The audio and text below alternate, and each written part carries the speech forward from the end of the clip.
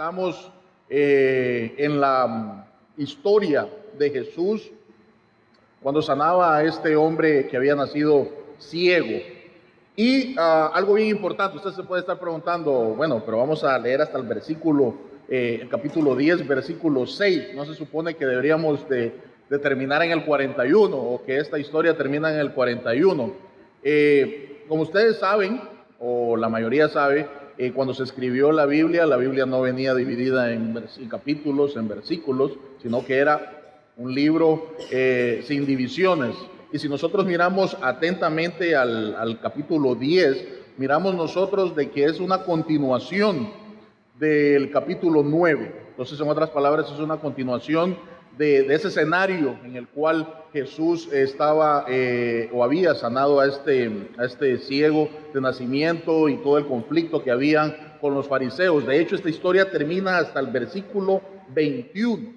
Hasta el versículo 21, capítulo 10, versículo 21, es que termina esta historia, pero no se preocupen, no vamos a estar hasta el 21, sino que vamos a dejarlo en el versículo número 6. Y es mi intención esta mañana que en estos versículos y en este tiempo que vamos a tener en la palabra de Dios podamos meditar en varios aspectos bastante importantes.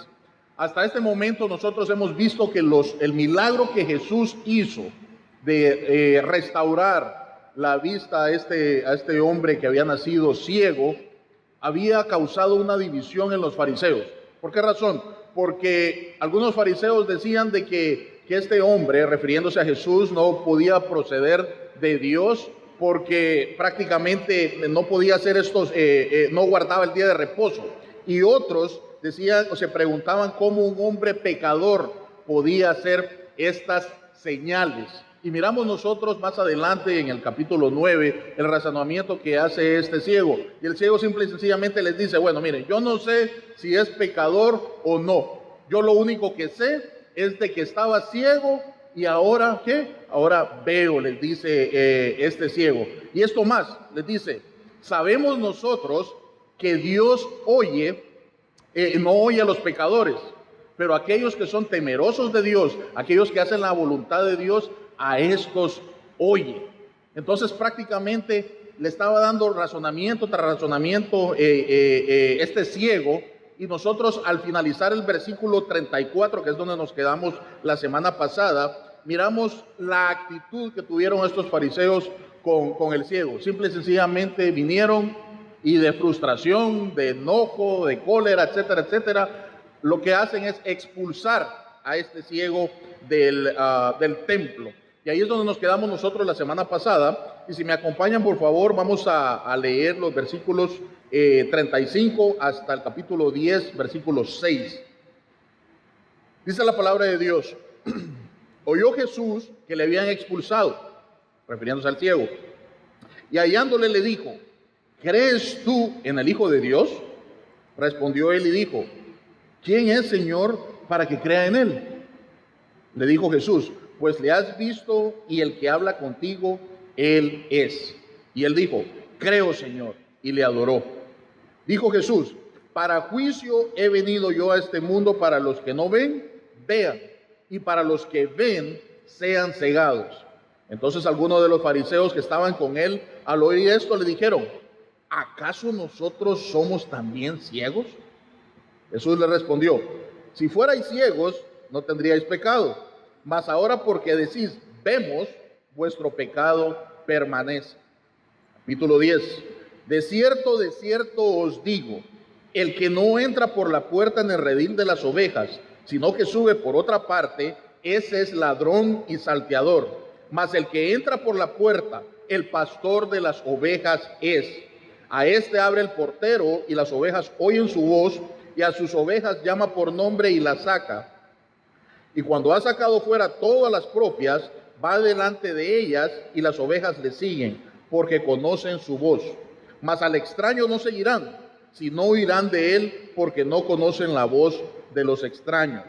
Esta alegoría les dijo Jesús, pero ellos, para variar, no entendieron qué era lo que les decía. Dios bendiga su palabra.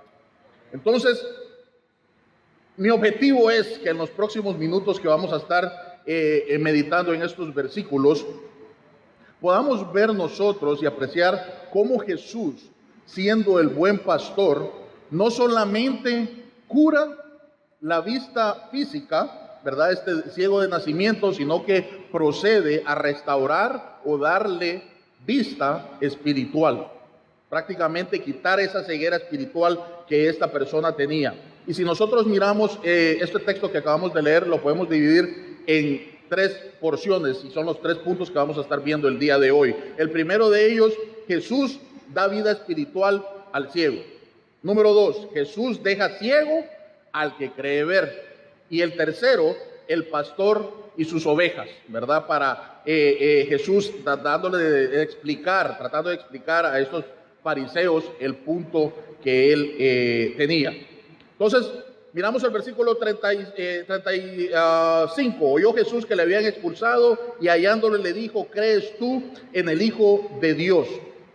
En este versículo nosotros miramos de que Jesús se enteró de que los fariseos habían expulsado a este ciego.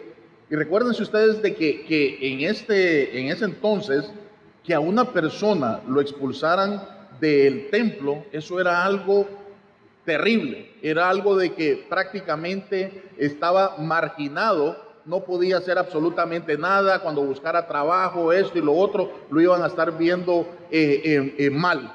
Y quiero que ustedes subrayen una palabra muy importante en el versículo 35, que dice la palabra de Dios: y hallándole. Y hallándole.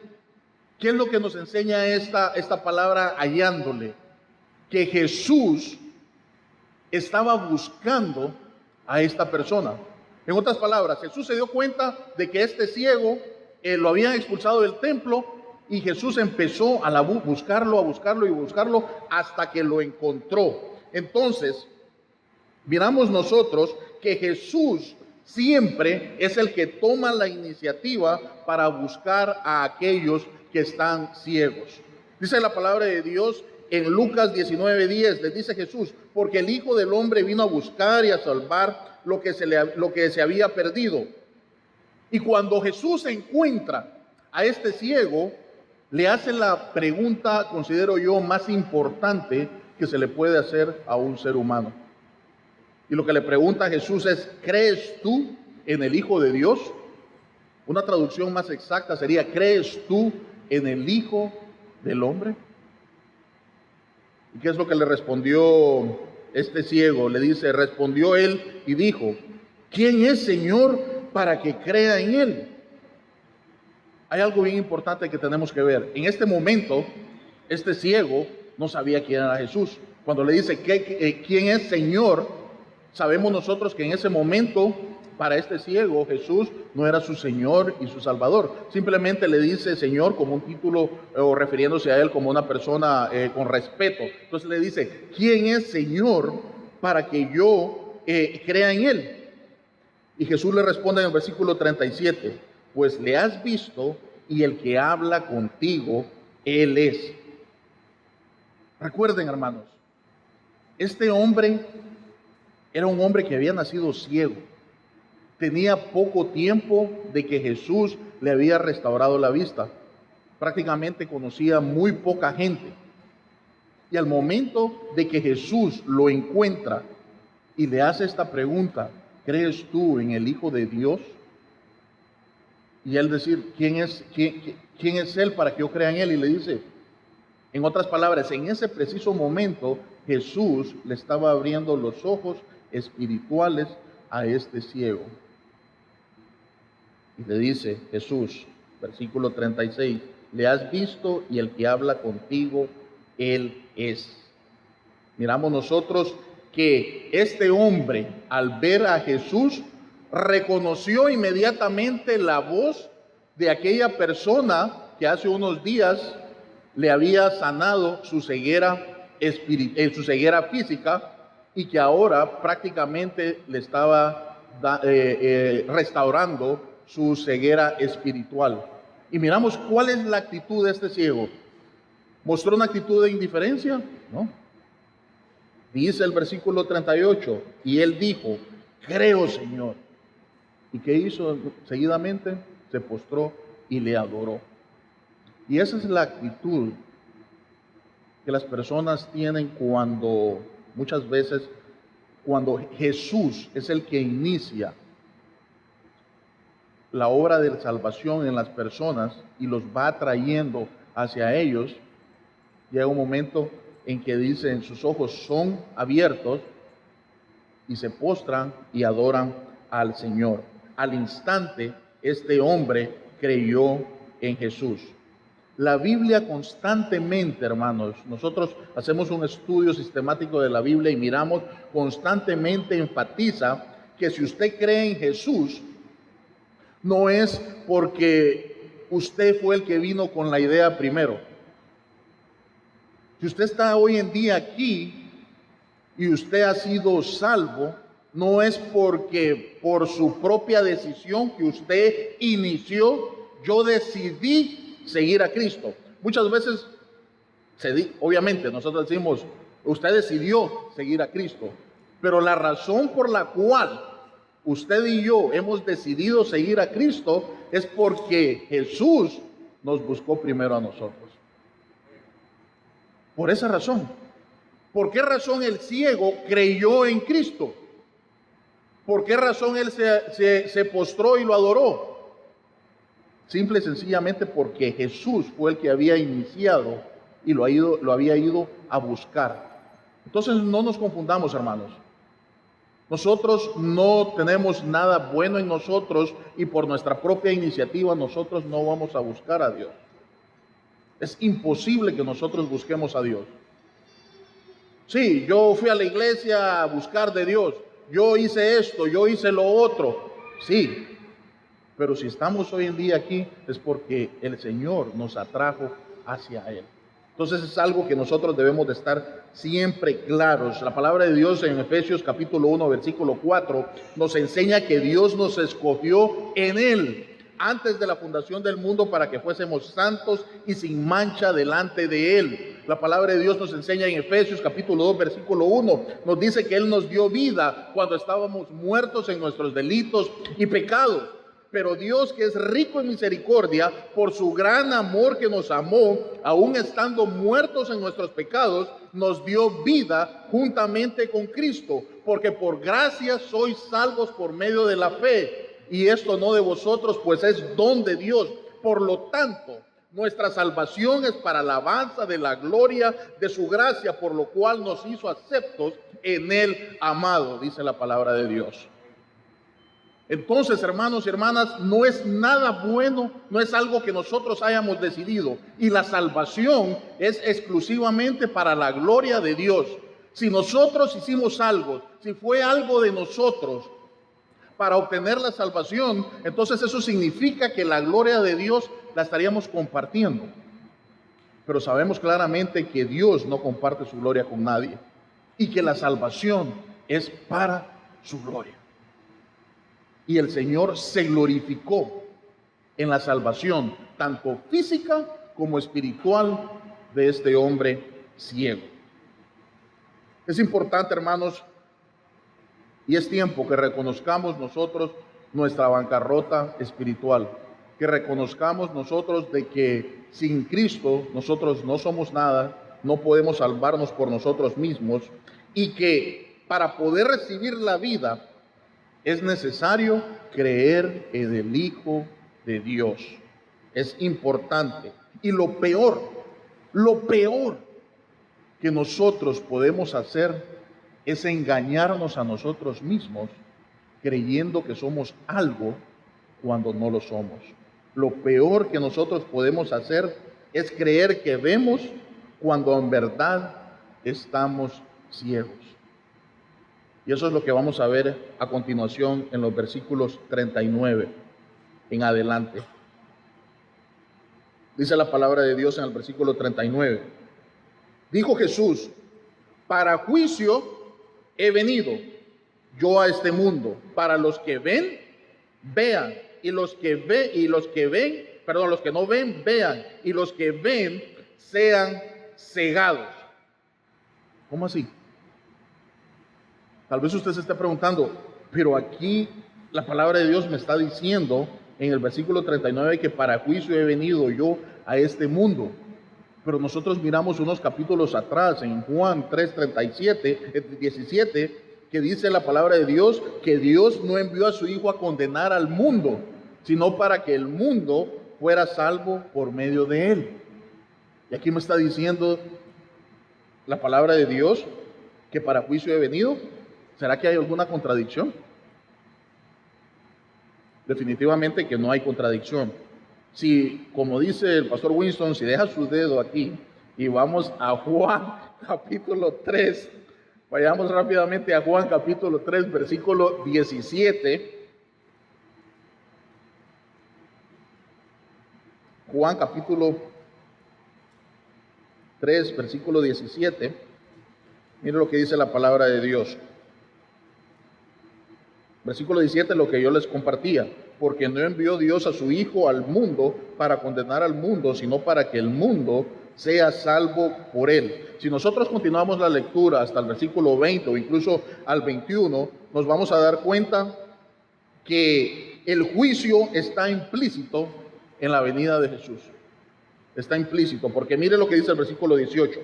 El que en él cree no es condenado, pero el que no cree ya ha sido condenado porque no ha creído en el nombre del unigénito Hijo de Dios. Y esta es la condenación, que la luz vino al mundo y los hombres amaron más las tinieblas que la luz. ¿Por qué? Porque sus obras eran malas.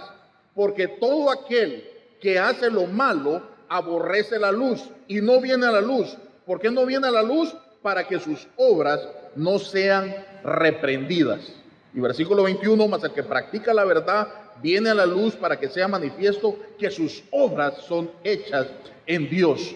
Entonces, si nosotros seguimos leyendo a partir del versículo 17 en adelante, nos damos cuenta que el juicio de Dios, el juicio de Jesús, la venida de Jesús está implícita. Si bien es cierto que Jesús no vino a condenar al mundo, sino que vino a dar salvación al mundo, pero con su venida trajo juicio. ¿Por qué razón?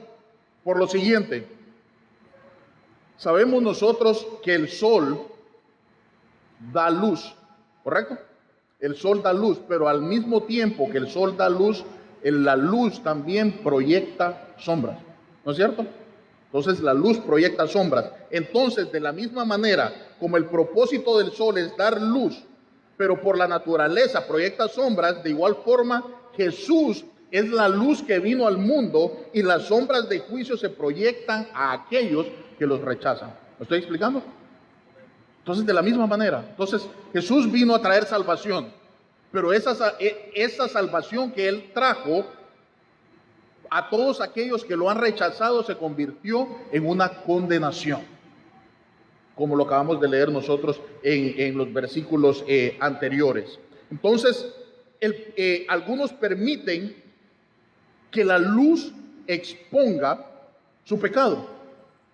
Y al exponer su pecado, ellos reconocen que son pecadores y que necesitan de un Salvador, que por sí mismos no pueden salvarse. Pero otros rechazan la luz porque, ¿por qué razón? Como miramos el versículo 29, por el 20, porque aman más las tinieblas que la luz. ¿Para qué? Para que sus obras no sean reprendidas. Nosotros miramos afuera, hermanos, de que muchas personas se llenan de excusas para no acercarse a Dios. Muchas excusas miramos nosotros. No, que no voy a la iglesia porque en la iglesia son un atajo de hipócritas. No voy a la iglesia porque el pastor es un ladrón. No voy a la iglesia porque los pastores son aquí. No voy a la iglesia porque son un atajo de criticones. No voy a la iglesia por esto y por lo otro. Y podemos hacer una lista larga de las razones por las cuales las personas dicen de que por esa razón no se congregan o no vienen a una iglesia. Y hasta cierto punto lo que ellos dicen es verdad, hasta cierto punto. Pero el asunto es el siguiente: no todos los pastores son ladrones, no todos los creyentes son hipócritas, no todas las personas son criticonas. Sabemos que dentro de la iglesia hay esas personas, pero no podemos generalizar y no podemos usar eso de excusa para no congregarnos y no buscar de Dios. Si nosotros realmente analizamos la raíz o la razón por la cual las personas no buscan a Dios, es en primer lugar porque están muertas espiritualmente.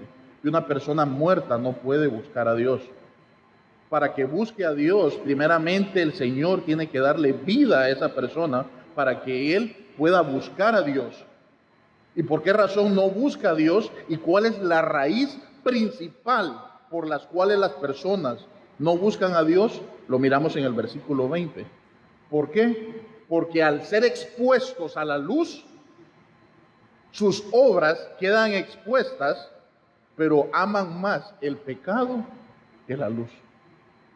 Y porque aman más el pecado que la luz, entonces prefieren seguir en la sombra para que su pecado no sea reprendido. Esa es la raíz y esa es la causa principal. En otras palabras, la raíz es el pecado de las personas, que los impide acercarse a Dios. Y tiene que ser el Señor el que toma la iniciativa de buscar a esas personas.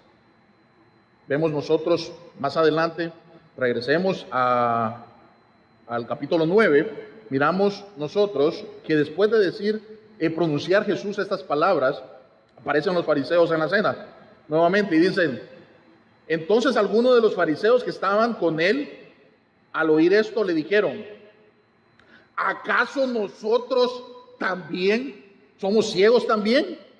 Imagínense ustedes qué descaro, qué cinismo. Hay una frase, ¿no? Me imagino que todos la hemos escuchado, que dice que no hay peor ciego que el que no quiere ver. ¿Lo han escuchado? No hay peor ciego que el que no quiere ver. En otras palabras, es inútil convencer a alguien que vea lo que no quiere ver. Es inútil. Usted puede estar con una persona diciéndole esto y esto una y otra vez, pero va a ser inútil, porque las cosas las tiene enfrente, pero no las ve. Y eso es lo que le estaba pasando a los fariseos. Cuando Jesús viene y le dice lo del versículo 39, que al juicio había venido, etcétera, etcétera, y entonces se escandalizan los fariseos y dicen, bueno, ¿y acaso nosotros también somos ciegos? Como queriendo decir, y es con nosotros la cosa, o te está refiriendo a nosotros, o nosotros nos vamos también en ese mismo barco. Entonces, estas personas definitivamente tenían una ceguera espiritual, imagínense. Y ya Jesús les había advertido en varias ocasiones que a menos que crean en Él, iban a morir en sus pecados. Y es que la verdad, hermanos y hermanas, para nosotros permanecer ciegos, solo hay dos cosas que debemos de hacer. O sea, si queremos permanecer ciegos espiritualmente, solo dos cosas tenemos que hacer. Si quiere las puede apuntar. Insista que usted puede ver por sí mismo. Insista que usted puede ver por sí mismo y le garantizo de que usted va a seguir siendo un ciego espiritual. Y número dos, rechace el regalo de la salvación que Jesús le ofrece.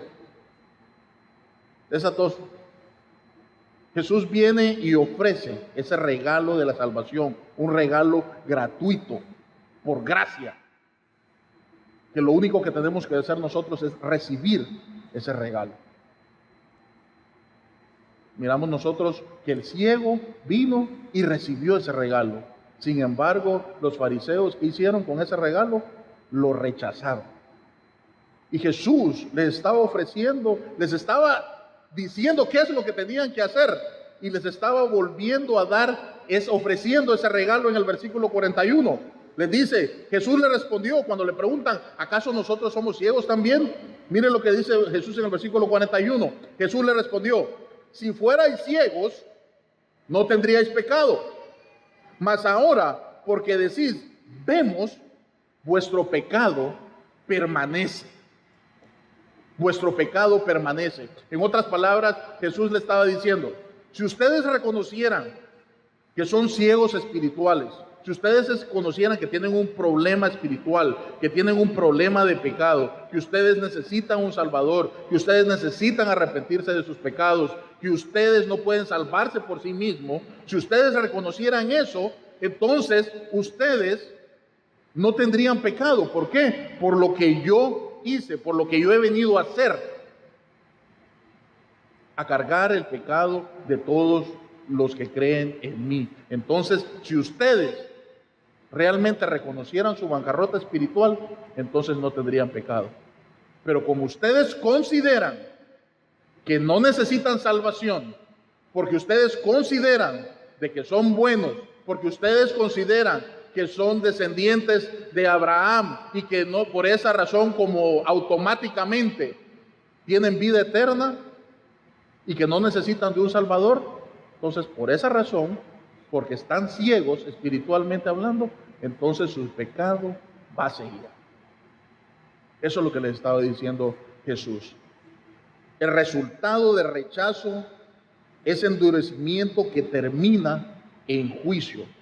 Y la profecía de Isaías capítulo 6 versículo 9 se ha cumplido en la vida de estos fariseos, y Dios quiera que no se cumpla en la vida de muchos. Dice la palabra de Dios en Isaías 6:9: oíd bien y no entendáis, ved por cierto, mas no comprendáis. Engruesa el corazón de este pueblo y agrava sus oídos y ciega sus ojos, para que no vean con sus ojos, ni oigan con sus oídos, ni su corazón entienda, ni se convierta y haya para él sanidad. Eso dice la palabra de Dios en Isaías 6, 9, 10. En otras palabras, llega un punto en el cual la persona ha sido expuesta al Evangelio y sigue no creyendo, que se va formando como una capa. Es así como si usted se hace una herida, se le cicatriza y ahí se le hace una cicatriz ahí, después se vuelve a herir y después se vuelve a cicatrizar y se hace más gorda esa cicatriz y más gorda, que llega un momento que prácticamente es así la cicatriz. Entonces llega un momento que el corazón del ser humano está tan endurecido, que prácticamente llega un momento que la salvación para esa persona casi es nula, como estos fariseos. Hay una película, no sé si han tenido oportunidad, es una de las favoritas de Winston, que es El Padrino. En una ocasión estaba un sacerdote ahí en el Vaticano, estaba hablando con Michael Corleone, y entonces estaban hablando acerca de la espiritualidad, de los pecados, etcétera, etcétera. Entonces vino él y agarró una piedra de una fuente de agua y la sacó esa piedra y la pegó en el suelo y la partió. Y entonces dijo: miren esta piedra completamente seca. Ha estado años dentro de esta agua, pero sin embargo cuando partimos esta piedra está completamente seca. Y así son muchas personas, como les he venido diciendo, que han estado expuestas al Evangelio, llegan domingo tras domingo a la iglesia, se les predica, se les comparte, etcétera, etcétera, pero cuando se abre su corazón y se parte, están más duros y más secos que esa piedra. Y esa es la realidad, esa es la realidad. Entonces miramos que estos fariseos tenían un corazón tan endurecido. La respuesta que nosotros demos a la pregunta: ¿crees en el Hijo de Dios? ¿Crees en el Hijo del Hombre? Tiene consecuencias eternas, tiene consecuencias de vida o muerte. Es una respuesta que nosotros tenemos que dar y no la tenemos que dar a la ligera, porque sabemos de que eso representa o vivir una eternidad en la presencia de Dios o vivir una eternidad fuera de la presencia de Dios. Miramos nosotros que al finalizar Jesús diciéndoles esto en el versículo 41, entramos al capítulo 10 y empieza a ponérselas de otra manera, diciéndoles: de cierto les digo, en el capítulo 10, versículo 1, el que no entra por la puerta en el redil de las ovejas, sino que sube por otra parte, ese es ladrón y salteador, mas el que entra por la puerta, el pastor de las ovejas es. Para nosotros poder entender este pasaje o estos pasajes hasta el versículo 6, es necesario que nosotros nos ubiquemos en el contexto, nos ubiquemos en la manera en la cual estos pastores, ¿verdad? Valga la redundancia, pastoreaban en el primer siglo. Y menciona aquí un redil. Un redil prácticamente era como una área en la cual estaba cerrada, ya sea por piedras, por palos, que cerraban esa área y solo dejaban un espacio donde había una puerta en la cual las ovejas entraban a ese espacio y solo por esa puerta entraban o salían. Entonces imagínense ustedes como que este sea un redil y que solo hubiera esa puerta y que las ovejas solo pueden entrar y salir por esa puerta y ahí no pueden salir por ningún lado. Y los pastores contrataban a un portero. Normalmente este portero les ayudaba en las labores a los pastores y también durante la noche el portero se quedaba ahí en la puerta velando y cuidando de que no llegaran animales o alguien a querer robar las ovejas. Ahora bien, si alguien quería entrar por este redil que no fuera por esa puerta, entonces ¿por dónde tendría que entrar? Tendría que hacer un hueco en la pared, tendría que saltarse aquí, romper el techo, etcétera, etcétera. Entonces, eso era más o menos cómo se pastoreaban las ovejas en ese entonces. Entonces, viene Jesús y le dice que el que no entra por la puerta en el redil de las ovejas, sino que sube por otra parte, por otro lado, que no sea esa puerta, esa persona es ladrona y es un ladrón y un salteador. Los fariseos eran los líderes religiosos de esa época y se supone que ellos eran los responsables de la espiritualidad del pueblo de Israel y se supone que ellos eran los responsables y que tenían que velar por la espiritualidad del pueblo de Israel. Y miramos nosotros de que ellos fracasaron en esa labor que supuestamente debían de realizar. Y la historia de este hombre ciego ilustra esa realidad, porque cuando los fariseos muestran o expresan esa frustración al ver el razonamiento del ciego, cuando miran que el ciego había sido sanado, en vez de llenarse de gozo, en vez de estar alegres por lo que se había hecho con el ciego, que había estado ciego desde nacimiento, ¿en qué fue lo que se enfocaron ellos? Ellos se enfocaron en que había sido sanado en el día de reposo, en que esta persona no procede de Dios, porque está haciendo estas señales, etcétera, etcétera. Entonces miramos nosotros que estas personas, en vez de estar enfocadas en la espiritualidad de estas personas y el cuidado de las ovejas de Israel, ¿qué es lo que hicieron? Prácticamente cargarlos y cargarlos con un montón de leyes, de reglas que dice la palabra de Dios que ni ellos mismos cumplían. Entonces fracasaron totalmente en la labor que ellos tenían que hacer. Y miramos nosotros que Jesús llama a estos falsos maestros, a estos pastores, ladrones y salteadores. Y Jesús anteriormente ya había advertido de estos falsos maestros. La palabra de Dios dice en Mateo 7:15, guardaos de los falsos profetas que vienen a vosotros vestidos de ovejas, pero por dentro son lobos rapaces. La táctica que utilizan es hacerse pasar por ovejas. ¿Para qué? Para luego inmiscuirse y meterse dentro de las ovejas y devorarlas, destruirlas, etcétera, etcétera, y saquear a esas ovejas. Satanás, dice la palabra de Dios, ha venido a matar y a destruir, y el propósito principal de Satanás es destruir a la iglesia, y va a utilizar a hombres y mujeres y los va a introducir dentro de la iglesia con el objetivo de destruir la obra del Señor. Ese es el objetivo principal de Satanás. Van a entrar hombres y mujeres profesando ser creyentes, pero a la verdad son lobos rapaces, que el único objetivo de ellos va a ser causar división y destrucción al cuerpo de Cristo. Los compara con ladrones y salteadores. Los ladrones, imagínense, dice que son ladrones y salteadores. Los ladrones son los que sigilosamente entran en su casa, sin usted darse cuenta, tal vez está de viaje, tal vez está dormido, y entran en su casa y roban sus pertenencias. Y los salteadores son los que a punta de pistola lo paran en el carro, lo paran en la calle y le dicen deme todas sus pertenencias y lo despojan de absolutamente todo.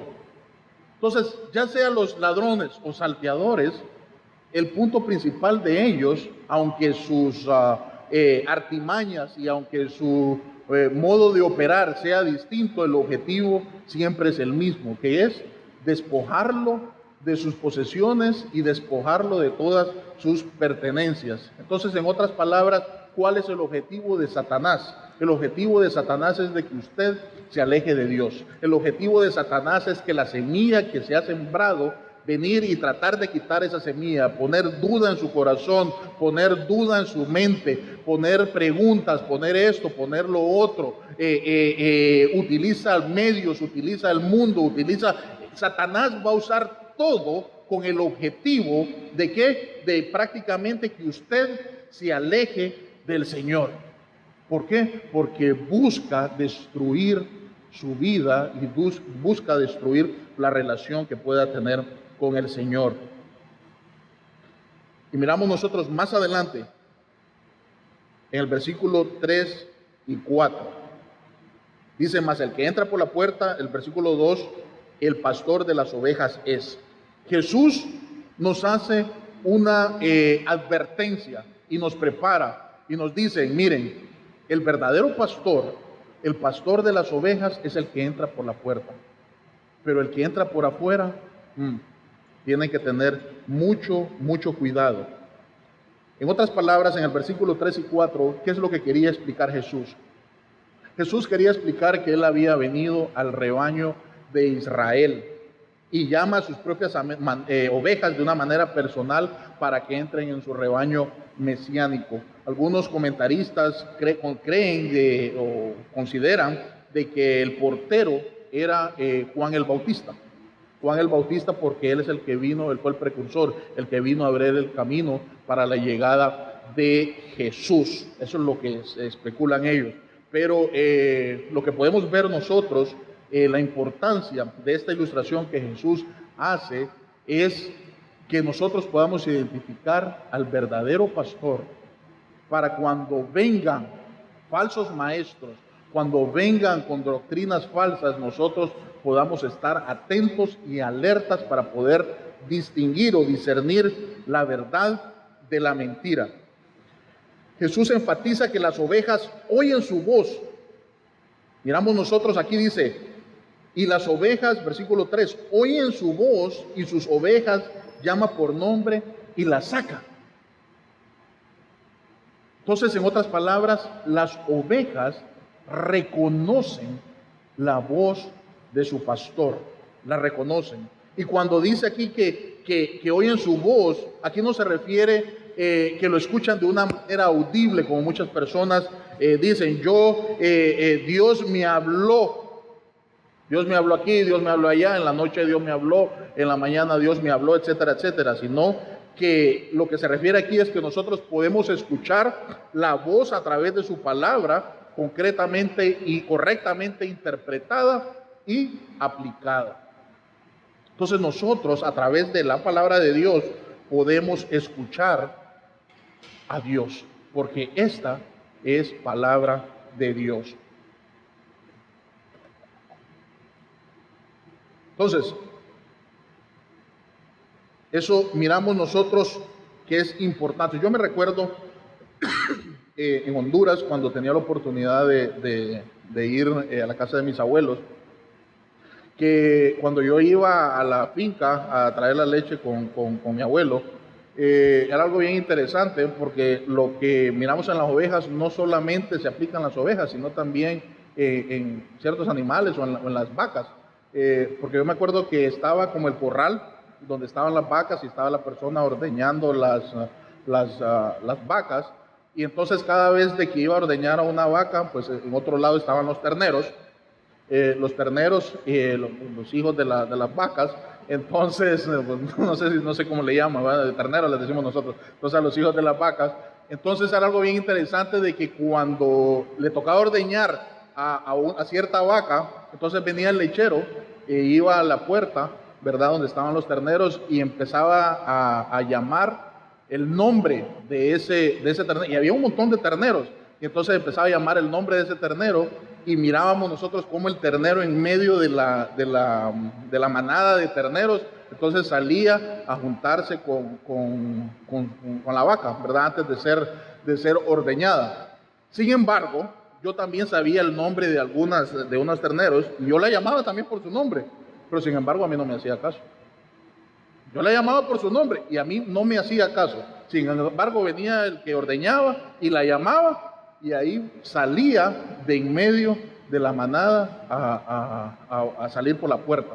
Entonces, al estar yo viendo esto, entonces me acordé de eso, que eso es exactamente lo mismo, que yo podía conocer el nombre de ese ternero, lo podía llamar, podía tratar de imitar la voz o el sonido que hacía el ordeñador de las vacas, pero sin embargo, ese ternero no reconocía mi voz, pero sí reconocía la voz del ordeñador.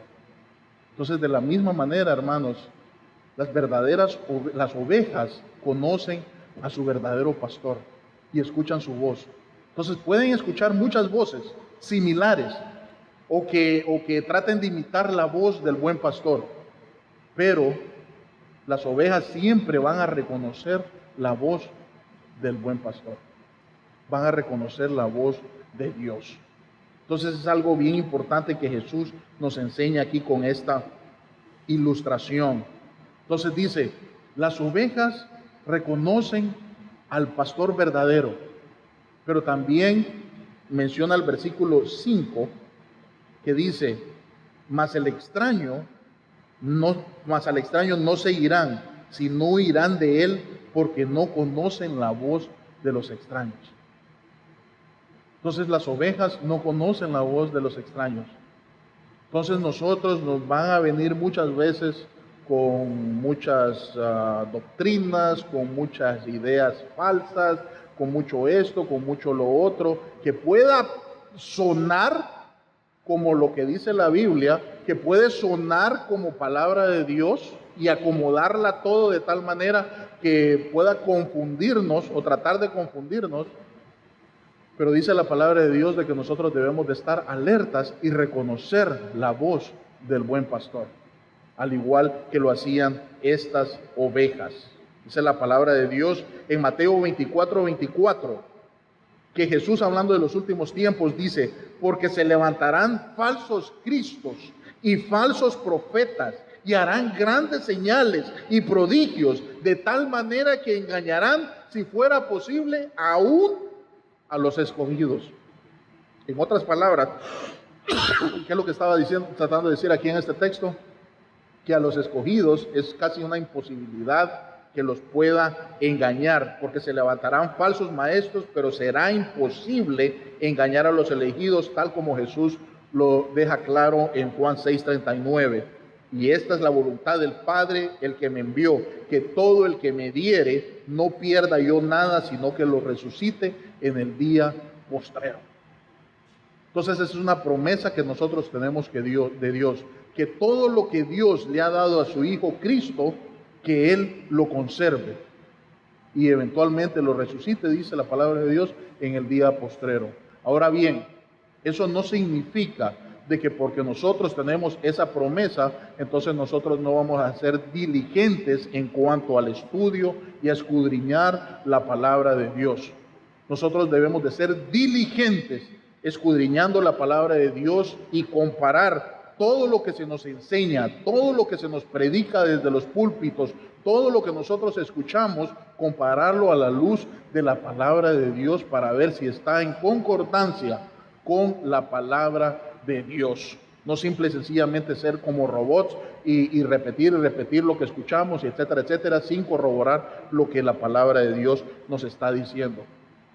Y sabemos nosotros de que si nosotros somos verdaderamente sus ovejas, el Señor no nos va a dejar solos, no nos va a desamparar y que Él nos va a tener y nos va a preservar en su mano.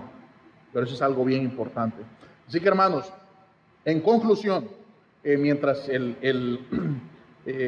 los hermanos que nos dirigen alabanza pueden acercarse, en conclusión, hemos visto nosotros, hermanos y hermanas, que así como devolverle la vista a un hombre ciego es algo que solamente Dios lo puede hacer, así como lo hemos visto en su palabra, cuando la persona dice, y este ciego dice, que nunca se había escuchado ni se había oído que alguien pudiera darle vista a un ciego, así como eso es algo sobrenatural, darle la vista a un ciego, de la misma manera, dar vida nueva al que está espiritualmente muerto es algo que solamente Dios puede hacer. La palabra de Dios a través de los labios del apóstol Pablo en 2 de Corintios capítulo 4, el versículo 4 y 6 dice que Satanás cegó el entendimiento de los incrédulos para que no les resplandezca la luz del evangelio de la gloria de Cristo, el cual es la imagen de Dios. Y el versículo 6 dice, porque Dios, que mandó desde las tinieblas a que resplandeciese la luz, es el que resplandeció en nuestros corazones para la iluminación del conocimiento de la gloria de Dios en la faz de Jesucristo. El buen pastor, que es Jesús, es el que tiene el poder para curar la enfermedad física, pero más importante aún, es el que tiene el poder para curar la ceguera espiritual cuando salva una alma. Así que, hermanos y hermanas, el punto es el siguiente. El punto es de que no es tanto lo que usted conoce acerca de la palabra de Dios, sino a quién usted conoce y qué tanto de lo que usted conoce lo aplica en su vida. Los fariseos tenían evidentemente un mayor conocimiento teológico que este ciego. Definitivamente que así era, pero no conocían al verdadero pastor. Y el ciego sí lo conocía porque escuchó su voz y la reconoció. Y es nuestra oración que todos aquellos que aún no han conocido al buen pastor, que cuando el Señor abra su corazón, les quite esa venda de sus ojos, de la misma manera, igual que este ciego, pueda escuchar y reconocer la voz de ese buen pastor, para que ese pastor pueda quitarle esa ceguera espiritual y pueda darle vida eterna.